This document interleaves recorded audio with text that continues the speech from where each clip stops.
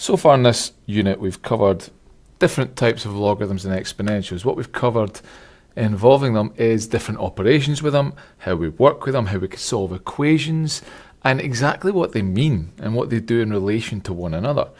Now what we're going to look at in this one is we're going to look at a special type of logarithm and exponential, and that's natural logarithms and exponentials. And that's logarithms to a certain base, and it's a new number we're going to introduce. That new number is the constant e. Now this is important in lots of mathematics, and it occurs frequently in models of real life situations that can be used throughout the world. Roughly, it can be estimated to be this number here, 2.718281828, and then it continues on and on and on. And if we wanted to calculate a little bit more of an accurate answer to it and an accurate estimate, we could use this, 1 plus 1 over n all to the power of n. Now this gets more and more accurate for what e is itself as n tends towards infinity. So if you started to calculate this out yourself and use bigger values of n, you would actually find you get closer and closer to this value. This is how we'd calculate it if we wanted to. Now this number is quite important because it comes in two different types of logarithm and exponential. We can have e to the power of x. So this is an exponential to the base e. This is one that comes in quite often when we're doing calculations in maths. If you look in your calculator, there will be a little button which is an e with a wee square next to it. That's this on your calculator. That's how we would represent it and use it and bring it into play from there. We also have a log to the base e of x. Now this is called logarithm to the base e, but also has a special name. It's called the natural logarithm. And it's also noted by ln x. Again, if you look at your calculator, there's a little button and it's got the ln with a wee box there, and that there represents the natural logarithm. Now don't overthink this too much. E just represents a number. It's not bringing in a new function, it's not bringing in some sort of new formula or anything like that that we have to work with. It is just a number at the end of the day. It's an irrational number like pi, and it's one that we can work with and is very, very commonly worked with in lots of real life scenarios and situations. But none of the rules when working with it change just because it's something that's slightly different than a 2 or a 4 or a 25. All the rules for logarithms all stay the same. All that happens is we've just got a slightly different number. Now let's have a look at a couple of examples of this and the way it works. But again, none of our rules really change. So imagine I wanted to calculate log to the base e of 8. Well, if I wanted to do that, I can actually just take that on my calculator and type ln of 8 equals. Once you do that and you fire it into your calculator, what you find is that log to the base e of 8, or ln 8, equals 2.08 rounded to 2 decimal places. If we wanted to calculate the natural logarithm of any number, we're able to do that. It's just a simple button push on a calculator and off you go, there it is. We can also solve equations involving it. Now this is a nice simple equation here for us to do. Log to the base e of x equals 9. Now think back when we introduced logarithms and what it actually meant. Remember when we introduced it, we said something like log to the base a of x means the power of a, which gives us this value x. So if we had log to the base a of x equals y, what this would mean is a to the power of y gives us x. So what power is that? So i.e. we could rewrite it as x equals a to the power of y. It was just allowing us to solve that. So an equation like this is simply saying that the power of e, which gives us x, well, we know that this is 9. So what that means is that x equals e to the power of 9. And that's that equation solved. It's actually much more straightforward than we'd think. The thing that gives the complication, people see a logarithm and an exponential and think, oh dear. Once you've got it like that, you can actually fire it into a calculator. Now this is the one where you use the little e to the x button, or some calculators have it as the wee e to the blank filled in box.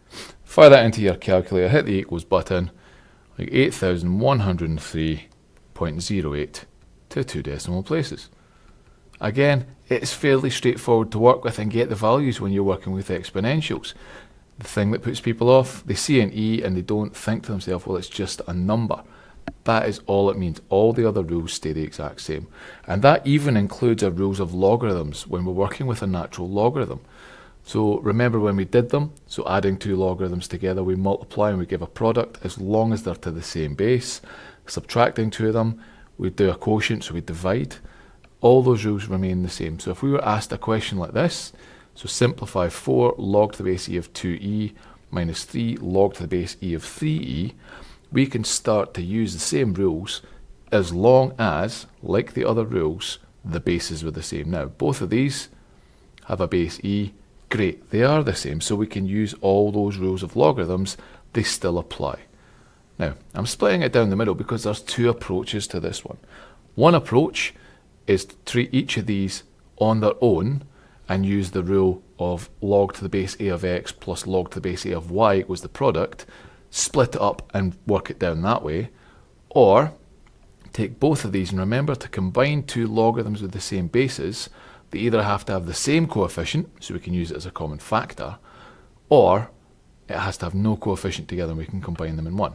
So we could take the power up and then combine them as well. But bottom line is we should get the same answer regardless of which version we use. So let's have a look and check that we get that. So let's start with this version here. So 4 log to the base e of 2e, take away 3 log to the base e of 3e. First thing you look at is just the log part. Look at each of the two log parts separately. So log to the base e of 2e, well that's 2 times e, so what that means is I've had a log of 2 and a log of e, and I've added them together to get that. So that would give me a log to the base e of 2 plus a log to the base e of e. Now remember, that's just this part. The 4 in front still has to go in front as a coefficient. And I can do the same with this section here.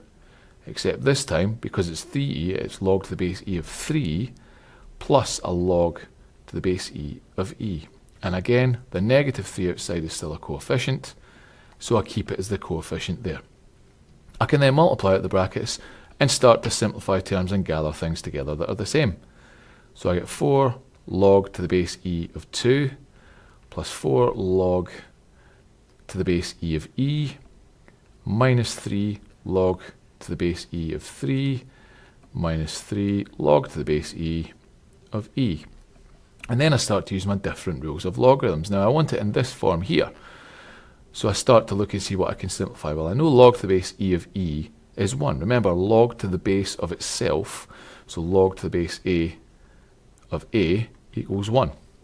So log to the base e of e is 1, so that goes and that goes. So I'm left with 4 log to the base e of 2 plus 4 minus 3 log to the base e of 3 minus 3. Now, look at the different forms that we've got here. We want it written like this. So a constant at the front, well, I can get that by combining the 4 and the negative 3 to give me 1. Log to the base e of b, take away log to the base e of c. Well, there's my takeaway there, which means this is my plus part. So it's going to be plus this as my term here. However, there's no coefficient here. So I use my rule to put u up as the power.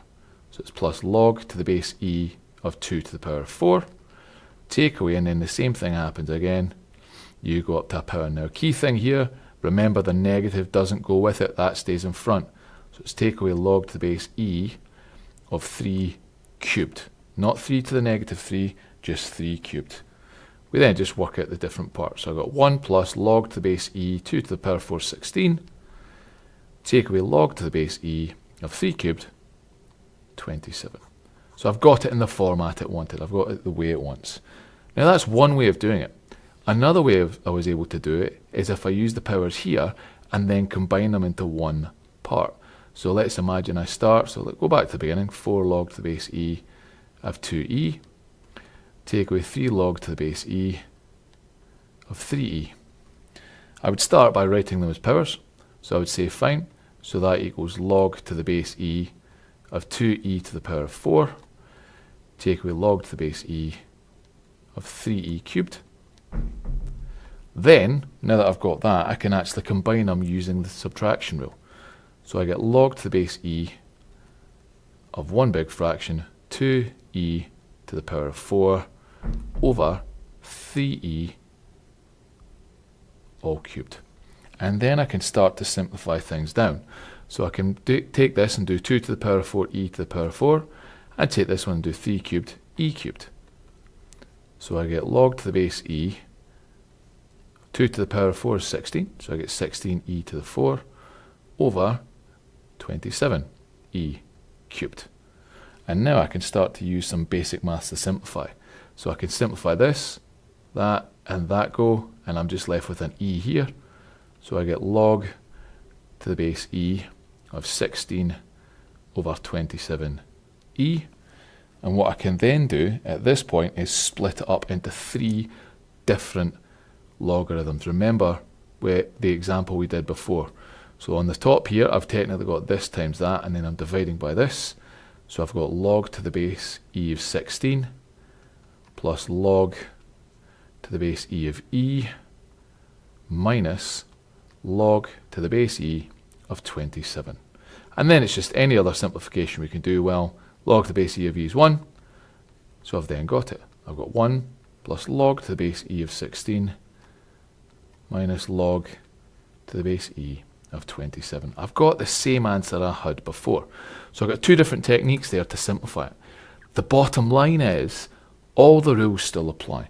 All our laws of logarithms still apply, and everything we can still do with powers and exponentials still works. The only difference is we've got a special irrational number coming into play, and his name is e.